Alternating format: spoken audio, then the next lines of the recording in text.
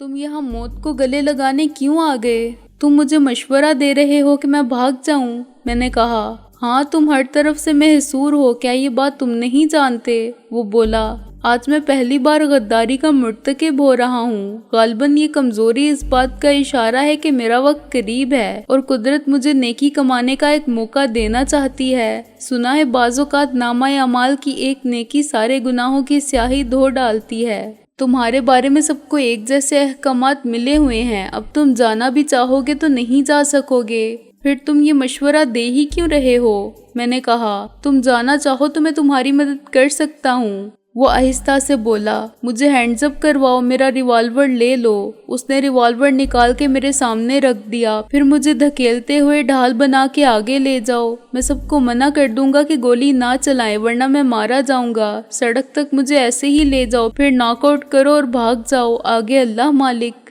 ہائے اس زودِ پشیماں کا پشیماں ہونا! مجھے اس بے بس آدمی پر ترس آیا جو عمر کی آخری منزل پر پہنچ کے عذاب آخرت کے خوف کا شکار ہوا تھا۔ یہ احساس اس کو بہت دیر سے ہوا تھا، لیکن وہ پھر بھی پر امید تھا کہ ایک نیکی کما لے گا تو اس کا عذاب شاید کم ہو جائے گا۔ افسوس کی بات یہ تھی کہ اس کو یہ موقع فراہم کرنا میرے لیے ممکن نہ تھا۔